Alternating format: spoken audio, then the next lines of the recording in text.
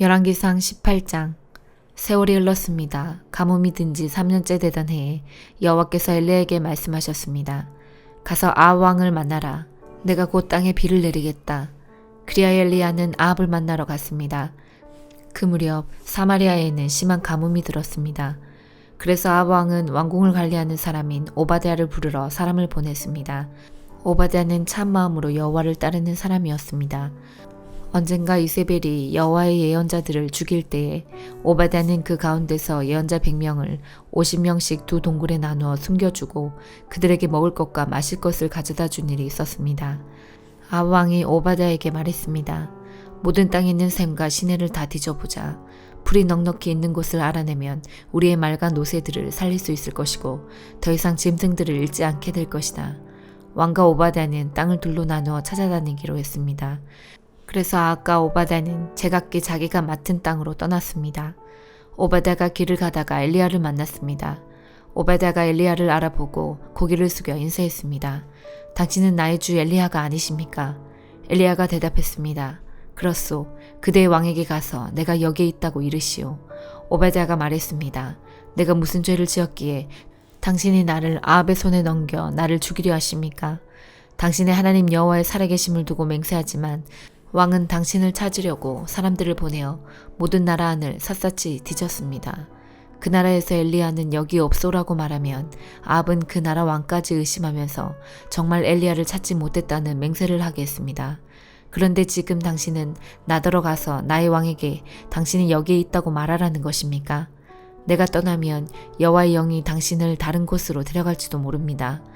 내가 가서 아합 왕에게 당신이 여기에 있다고 말하였다가 아합 왕이 이곳에 와서 당신을 찾지 못한다면 그는 나를 죽이고 말 것입니다. 나는 어릴 때부터 여호와를 따랐습니다. 혹시 내가 한 일을 듣지 못하셨습니까? 이세벨이 여호와의 예언자들을 죽일 때에 내가 그 가운데에서 예언자 100명을 50명씩 두 동굴에 나누어 숨겨주고 먹을 것과 마실 것을 가져다 주었습니다. 그런데도 당신은 나더러 가서 나의 왕에게 엘리야가 여기에 있다고 말하라는 것입니까? 그는 틀림없이 나를 죽일 것입니다. 엘리야가 대답했습니다. 나는 만군의 여호와를 섬기는 사람이요. 여호와의 살아계심을 두고 맹세하지만 나는 오늘 반드시 아합을 만날 것이요. 오바댜가 아합에게 가서 엘리야가 있는 곳을 일러주었습니다. 그리하여 아합이 엘리야를 만나러 갔습니다. 아합이 엘리야를 보고 말했습니다. 바로 네가 이스라엘을 괴롭히는 자냐? 엘리야가 대답했습니다. 이스라엘을 괴롭히는 사람은 내가 아니라 왕과 왕의 집안이요. 왕은 여호와의 명령에 복종하지 않았고 바알 신을 따랐소. 모든 이스라엘 백성에게 나를 만나러 갈멜산으로 오라고 이르시오. 이세벨에게서 얻어먹고 사는 바알의 예언자 450명과 아세라의 예언자 400명도 데려오시오. 아합이 모든 이스라엘 백성과 그 예언자들을 갈멜산으로 불러 모았습니다. 엘리야가 백성 앞에 서서 말했습니다. 여러분은 언제까지 바알과 여호와 두 사이에서 머뭇거리고 있으렵니까? 여호와와 바알을 함께 섬길 것이요. 여호와가 참 하나님이시면 여호와를 따르고 바알이 참 하나님이면 바알을 따르시오.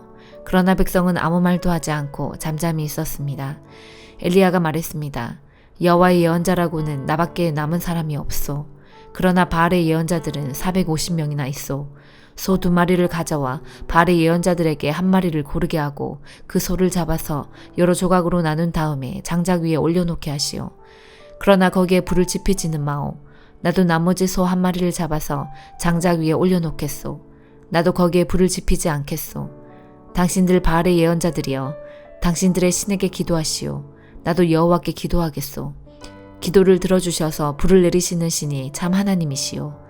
그러자 모든 백성이 그렇게 하는 것이 좋겠다고 말했습니다. 엘리야가 바알의 예언자들에게 말했습니다. 당신들은 수가 많으니 먼저 하시오. 소 1마리를 잡아서 준비하고 당신들의 신에게 기도하시오. 그러나 불을 지피지는 마시오. 그리하여 그들은 소 1마리를 잡아다가 준비해놓고 아침부터 한낮이 될 때까지 바알에게 기도했습니다. 그들은 바알이여 우리의 기도를 들어주십시오라고 외쳤습니다. 그러나 아무런 소리도 들리지 않았으며 아무런 대답도 없었습니다. 그들은 자기들이 만든 제단 둘레를 돌며 춤을 추었습니다. 한낮이 되자 엘리야가 그들을 부추겼습니다. 더 크게 기도해 보시오. 바알이 정말로 신이라면 지금 생각에 빠져 있는지도 모르고 아니면 다른 일로 바쁘거나 어디 먼 길을 떠났는지도 모르지 않소. 어쩌면 자고 있는지도 모르겠소. 그렇다면 깨워야 하지 않겠소? 그들은 더 큰 소리로 기도했습니다. 그리고 칼과 창으로 자기 몸을 찔러서 피가 나게 했습니다. 그들은 그런 식으로 자기들의 신을 예배하기도 했습니다. 낮이 지나서 저녁 제사를 드릴 시간이 다 되도록 바알의 예언자들은 계속해서 미친 듯이 날뛰었습니다. 그러나 아무런 소리도 들리지 않았습니다. 아무런 대답도 없었고 어떤 움직임도 보이지 않았습니다. 엘리야가 모든 백성에게 말했습니다. 이제는 나에게로 오시오. 백성이 엘리야 곁으로 모여들자 엘리야는 무너진 여호와의 제단을 다시 쌓았습니다. 엘리야는 야곱의 아들들의 지파수에 따라 돌 12개를 준비했습니다. 야곱은 옛날에 여호와께서 네 이름을 이스라엘이라 하여라고 말씀했던 사람입니다. 엘리야는 그 돌들을 가지고 여호와를 위해 제단을 쌓았습니다. 그리고 나서 제단 둘레에 곡식 종자를 2세야 정도 담을 수 있는 작은 도랑을 팠습니다. 엘리야는 제단 위에 장작을 놓고 소를 잡아서 여러 조각으로 나눈 다음에 장작 위에 올려놓았습니다.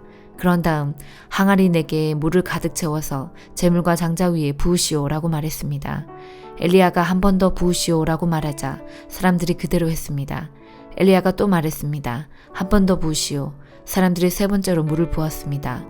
그리하여 물이 제단 위로 넘쳐 흘러 도랑을 가득 채웠습니다. 저녁 제사를 드릴 때가 되자 예언자 엘리야가 제단 앞으로 나아가 기도했습니다.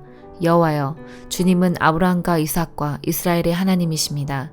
주님이 이스라엘의 하나님이심을 증명해 주십시오. 그리고 제가 주님의 종이라는 것과 주께서 저에게 명령하여 이 모든 일을 하게 하셨음을 이 백성에게 보여주십시오. 여호와여, 제 기도를 들어주십시오. 여호와께서 하나님이시라는 것을 이 백성들이 알게 하소서. 주님이야말로 이 백성을 주께로 돌아오게 하시는 분이라는 것을 알게 하소서. 여호와의 불이 하늘에서 떨어져 제물과 장작과 제단 둘레의 돌과 흙을 태우고 도랑의 물을 말렸습니다. 모든 백성의 그 모습을 보고 땅에 엎드려 외쳤습니다. 여호와 그는 하나님이시다. 여호와 그는 하나님이시다. 엘리야가 말했습니다. 바알의 예언자들을 붙잡으시오. 한 사람도 도망가지 못하게 하시오. 백성이 예언자들을 다 붙잡자 엘리야가 그들을 기손 시냇가로 끌고 가서 다 죽였습니다. 엘리야가 아합에게 말했습니다. 이제 올라가서 먹고 마시십시오. 곧 큰 비가 내릴 것이요. 아합이 돌아가서 먹고 마셨습니다. 엘리야는 갈멜산 꼭대기로 올라가서 몸을 굽혀 머리를 무릎 사이에 파묻었습니다. 엘리야가 자기 종에게 말했습니다. 가서 바다 쪽을 살펴보아라. 종이 가서 살펴본 후 말했습니다. 아무것도 안 보입니다. 엘리야가 다시 가서 살펴보라고 말했습니다. 그가 가서 살펴보는 일이 7번이나 되풀이 되었습니다. 7번째가 되자 종이 말했습니다. 사람 손바닥만한 작은 구름이 바다에서 올라오고 있습니다. 엘리야가 종에게 말했습니다. 가서 아합에게 비가 와서 길이 막히기 전에 마차를 준비해서 당장 집으로 돌아가라고 전하여라. 얼마 지나지 않아서 검은 구름이 하늘을 덮었습니다. 그리고 바람이 불더니 큰 비가 내리기 시작했습니다. 아합은 자기 마차를 타고 이스라엘로 돌아갔습니다. 여호와께서 엘리야에게 큰 능력을 주셔서 엘리야는 허리를 동여매고 아합 왕보다 앞서서 이스라엘로 달려갔습니다. 데살로니가 전서 1장. 바울과 실루아노와 디모데는 하나님 아버지와 주 예수 그리스도의 교회인 데살로니가 교회에 편지합니다. 하나님의 은혜와 평안이 여러분에게 있기를 빕니다. 우리는 기도할 때마다 여러분을 기억하며 하나님께 감사드리고 있습니다.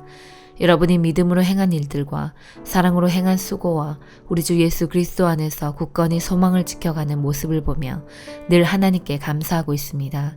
형제 여러분, 우리는 하나님께서 여러분을 사랑하셔서 그분의 백성으로 삼으신 것을 알고 있습니다. 우리는 복음을 말로만 전하지 않고 하나님의 능력과 성령과 큰 믿음 가운데서 전했습니다. 여러분과 함께 있을 때 우리의 생활이 어땠는지 여러분이 아실 것입니다. 그것은 여러분을 위해 그렇게 한 것입니다. 여러분도 이제 우리처럼 주님을 본받는 자가 되었습니다. 고난을 받는 중에도 성령이 주는 기쁨을 통해 주님의 말씀을 놓치지 않았기 때문에 여러분은 마케도니아와 아가이아 지역에 사는 성도들에게 모범이 되고 있습니다.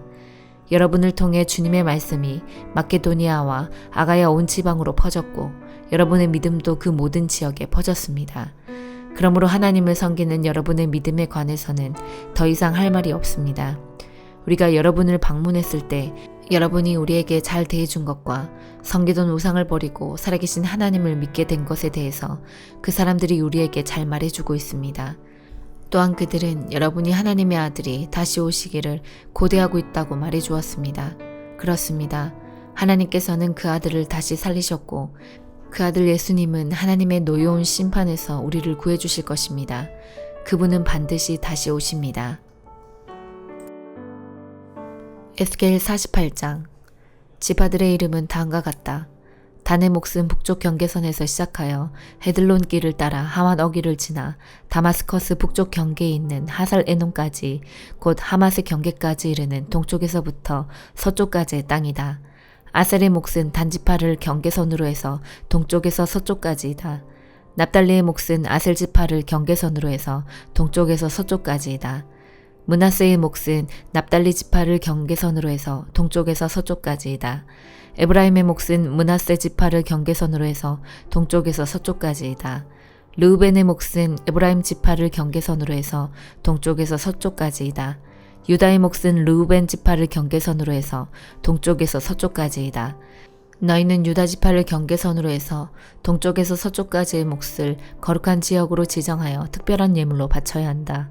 그 너비는 12.5km이고 동쪽에서 서쪽까지의 길이는 다른 지파들의 몫과 똑같고 이 지역 가운데에는 성전을 세워야 한다. 너희가 나 여호와께 바쳐야 할 특별한 땅은 길이가 12.5km이고 너비가 5km이다. 이 땅 제사장들을 위해 마련한 거룩한 몫이 될 것이다. 북쪽으로는 길이가 12.5km, 서쪽으로는 너비가 5km, 동쪽으로도 너비가 5km, 남쪽으로는 길이가 12.5km이다. 그리고 그 한가운데에 여호와의 성전이 있어야 할 것이다. 이 땅은 거룩하게 구별된 제사장들인 사독의 자손들을 위한 몫이다. 이스라엘 백성이 나를 저버렸을 때에 그들과 함께 나를 저버린 레위 사람들과는 달리 사독 자손들은 나를 저버리지 않았기 때문이다. 그러므로 이 땅 가운데서 특별히 구별된 몫은 그들에게 특별한 선물로 가장 거룩한 몫이 될 것이며 레위 지파의 땅과 경계선을 맞댈 것이다. 제사장들의 땅 경계선을 따라서 레위 사람들에게도 땅을 주어야 할 것이다. 그 길이는 12.5km이고 너비는 5km이다. 전체의 길이는 12.5km이고 전체의 너비는 5km이다. 레위 사람은 이 땅을 팔아서도 안 되고 바꾸어서도 안 된다. 이 땅은 가장 좋은 땅이기 때문에 다른 사람들에게 넘겨서도 안 된다. 이 땅은 여호와께 거룩하게 구별된 땅이기 때문이다.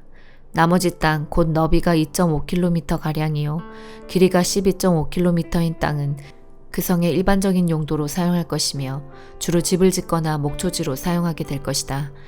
그리고 성은 땅 한가운데 있어야 한다. 성의 크기는 다음과 같다.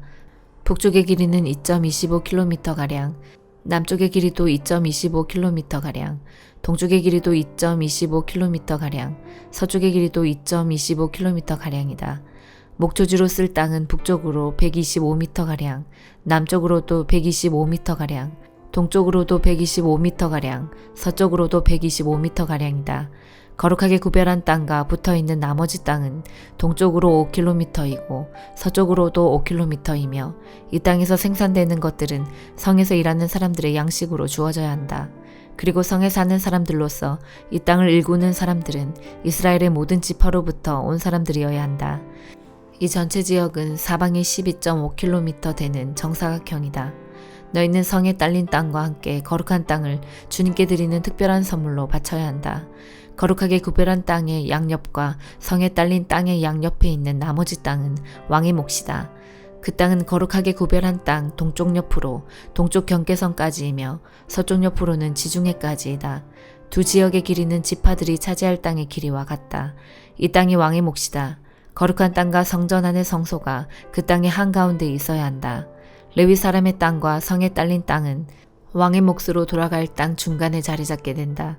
왕에게 속한 땅은 유다의 경계선과 베냐민의 경계선 사이에 있게 될 것이다. 나머지 지파들이 받을 땅은 다음과 같다. 베냐민의 몫은 동쪽에서부터 서쪽으로 지중해까지이다. 시므온의 몫은 베냐민 지파를 경계선으로 해서 동쪽에서 서쪽까지이다.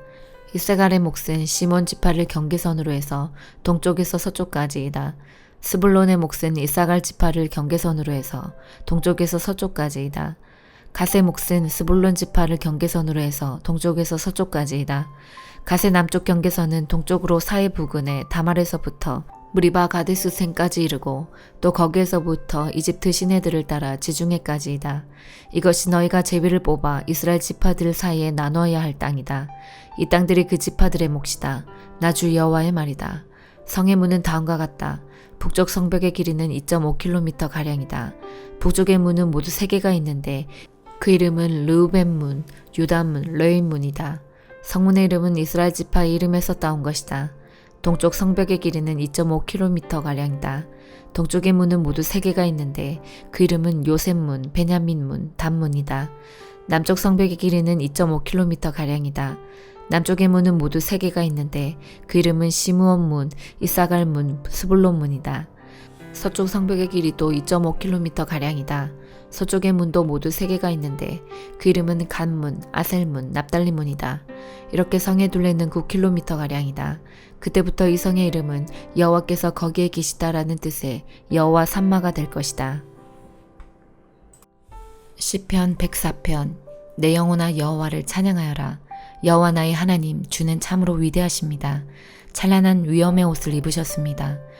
빛을 겉옷 삼아 두르시고 하늘을 천막처럼 펼치시고 물 위에 궁궐을 지으시며 구름들을 주의 병고로 삼으시고 바람 날개를 타고 다니십니다. 바람을 심부름꾼으로 삼으시고 불꽃을 주의 종으로 사용하십니다. 주께서 굳건한 기초 위에 땅을 세우셨으므로 결코 흔들리지 않을 것입니다. 옷을 입히듯이 깊은 물로 땅을 입히시니 물이 산들을 덮었습니다. 그러나 주께서 꾸짖으시니 물들이 물러갔습니다. 주의 천둥소리 같은 목소리에 물들이 도망쳤습니다. 물들이 산들을 넘어 물러가 계곡으로 내려갔습니다. 주께서 정해주신 곳으로 되돌아간 것입니다. 주께서 바닷물의 경계선을 정하사 물이 넘치지 못하게 하시고 다시는 땅을 덮지 못하게 하셨습니다. 주께서 샘물을 터뜨리시어 계곡으로 흐르게 하시니 산과 산 사이로 흘러내립니다. 들짐승들이 샘에 와서 물을 마시며 들나귀들도 목을 축입니다. 하늘의 새들이 물가에 깃들고 나뭇가지에 앉아 노래합니다. 주께서 하늘의 궁궐에서 산들 위에 물을 주시니 온 땅이 주가 주신 열매로 가득합니다. 가축을 위해 풀을 자라게 하시고 사람이 농사를 지어 먹을 수 있도록 땅에서 곡식이 자라게 하셨습니다. 사람의 마음을 즐겁게 하는 포도주와 얼굴에 윤기를 내는 기름과 힘을 돋워주는 양식을 주셨습니다. 여호와의 나무들과 주가 심으신 레바논의 백향목들이 물을 흡족히 마십니다. 새들이 그곳에 둥지를 틀고 황새가 전나무에 집을 지었습니다. 높은 산에는 산양들이 살고 바위 틈에는 오소리들이 숨어 삽니다.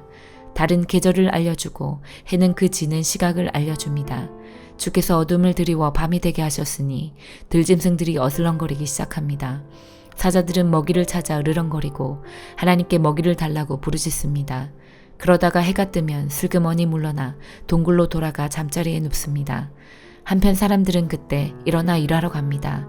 그리고 저물도록 수고합니다. 여호와여, 주께서 하신 일이 얼마나 많은지요. 주는 지혜로 이 모든 것들을 만드셨습니다. 이 땅에 주가 지으신 것들로 가득 차 있습니다. 바다를 보니 얼마나 크고 넓은지요. 그 속에 크고 작은 생물들이 셀 수 없이 많습니다. 바다 위로 배들이 이리저리 오갑니다. 주가 만드신 악어가 그 속에서 놉니다. 이 모든 것들이 주께서 때를 따라 먹이를 주시기를 기다립니다. 주께서 먹이를 주실 때에 그들이 모두 모여듭니다. 주께서 손을 벌리시고 좋은 것을 주시면 그들이 풍족하게 먹고 배부르게 됩니다. 그러나 주께서 얼굴을 돌리시면 그들은 두려워 떱니다. 주께서 그들의 호흡을 끊으시면 그들은 죽어 흙으로 돌아갑니다. 그러나 주께서 입김을 불어넣으시면 그들은 다시 창조됩니다. 주는 이 땅을 새롭게 만드십니다. 여호와의 영광이 영원하소서. 여호와께서 지으신 것들로 즐거워하소서. 주가 땅을 보시자 땅이 흔들립니다. 산들을 만지시자 산들이 연기를 뿜어냅니다. 내가 평생토록 여호와를 찬송하며 사는 동안 나의 하나님을 찬양할 것입니다. 주를 생각하는 나의 마음을 주께서 어여삐 보소서. 내가 여호와 때문에 즐거워합니다. 그러나 이 땅에서 죄인들이 사라지고 악한 자들이 더 이상 없기를 바랍니다. 내 영혼아 여호와를 찬양하여라. 여호와를 찬양하여라. 아멘.